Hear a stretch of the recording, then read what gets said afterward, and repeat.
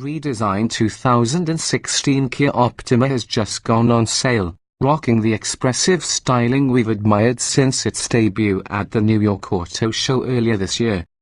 Even in this rational, mainstream family sedan segment, styling still sells cars, and the Wonders design chief Peter Schreier has been working at Kia for nearly a decade of buyers looking at the Korean brand with less skeptical eyes.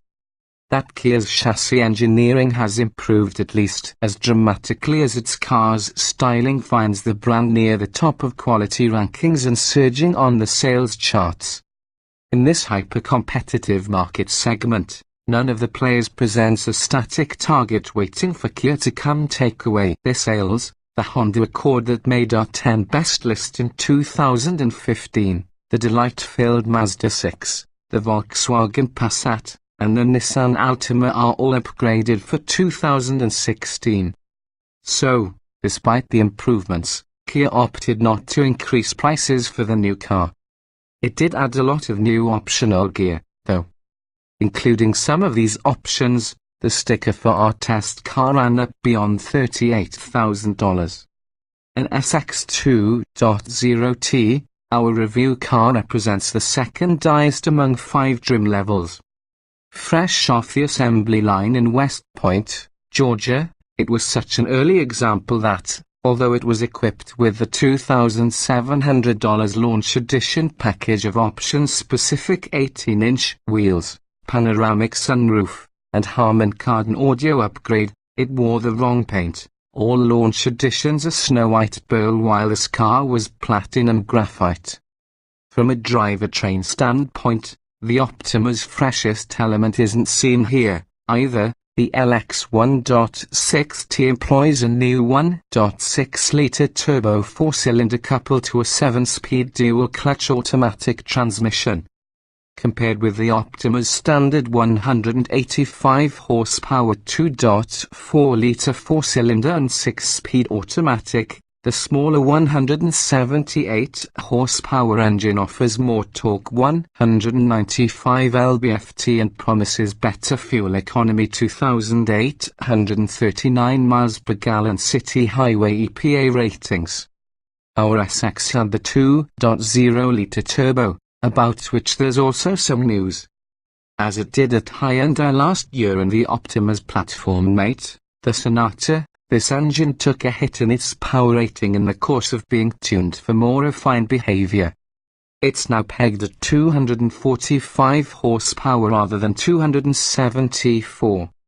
A smaller turbo that spools up more quickly helps deliver the 260 lb-ft of maximum torque down 9 lb-ft 300 revolutions per minute earlier and across a wider band.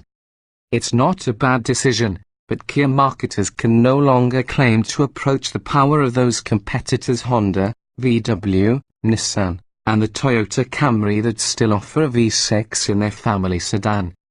Better but slower, in normal driving. The Optima 2.0-litre turbo mated to the standard 6-speed automatic still feels plenty strong for this class and delivers the thrust in a more linear and predictable fashion. It's also a heap quieter, registering only 71 decibels at wide open throttle, 4 decibels quieter than our test of the previous model with this engine. This car at wide open throttle was as quiet as the earlier one was cruising on the freeway. That's not all down to the engine. Kia also stiffened the chassis and retuned the suspension to reduce NVH, but it's all in keeping with the company's aim to eliminate the rapidly evaporating criticism that Korean cars fall short on refinement. This revised 2.0-litre lacks the explosive burst of power up beyond 5,000 revolutions per minute that enthusiast drivers enjoyed previously, but it's doubtful many Optima owners often experienced it. Even in the 2016 model, peak power is most evident if the driver chooses the quicker throttle action and more aggressive shift program of Sport mode. Other choices are normal and eco. The manual shift pedals behind the steering wheel are unrewarding to toggle, being the cheesiest plastic bits in an otherwise impressive interior, and the resulting shifts are mushy. We wish Kia offered the dual clutch with this engine or, even better, a manual transmission like those you can still get in the Honda and Mazda sedans that are our current favorites in the segment. Track numbers show little performance degradation compared with the previous car. We got to 60 miles per hour in 6.8 seconds, or 0.4 seconds longer than it took in the older car, but the gap had shrunk to only 0.2 seconds and 2 miles per hour in a quarter mile. Any 60 miles per hour time of less than 7.0 seconds still ranks near the top of this segment. And we recorded 22 miles per gallon, spot on the EPA's city rating, with this car versus 20 in the previous generation. Kia says it also worked to improve handling response by stiffening the chassis with more high-strength steel and adhesives, and it mounts the electric power steering motor directly to the rack in the SX and SXL models as opposed to the column-mounted approach in other trim levels. Subjectively, this Optima turns into corners more crisply while the ride also improves, transmitting fewer disturbances to the cabin even with the biggest wheel option.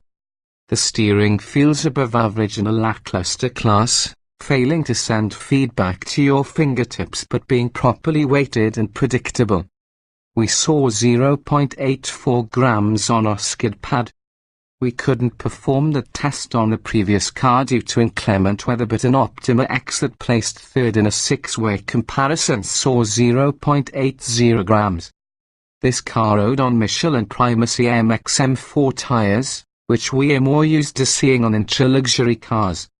The 174-foot stopping distance from 70 miles per hour is merely average, but the pedal felt good and there was no fade over repeated stops. Luxe-grade cabin, even without the rich Nappa leather it was supposed to get. The interior on this example looked terrific, with real metal trim on the doors and dash. We're supposed to make allowances on fit and finish of pre-production prototypes, but this example would have put some $50,000 cars to shame on that score. The redesigned dashboard is divided into upper display and lower control regions, and that mostly works well, but the distinction is blurred by the 8.0-inch touchscreen that functions as both a display and a control system. This is angled slightly toward the driver, which we found an aid to reading and using it while driving solo, but it annoyed one passenger whom we asked to perform navigation and infotainment tasks. The rectilinear dash design looks almost minimalist compared to some of the swoopy shapes we've been seeing lately, and that puts a big flat slab in front of the passenger. Some of us thought it looked clean and tidy, while others found it plain and boring. There's nothing minimalist about the array of buttons, knobs, controls, and gizmos. This car had a $4,800 premium technology package, which includes adaptive cruise control, front collision warning, an electronic parking brake, lane departure warning, and autonomous emergency braking. A buyer willing to live without those, or the launch edition trimmings, could drive off in an SX priced much closer to $30,000. And it would hardly be a penalty box thanks to the long list of standard equipment, which reflects Kia's decision that it need not offer the lowest price in any segment its original strength if it can offer more kit than competing models at the same price. The new Optima looks primed to continue gaining sales, especially as more people figure out they can get the same goodness found in this car at a lower price point.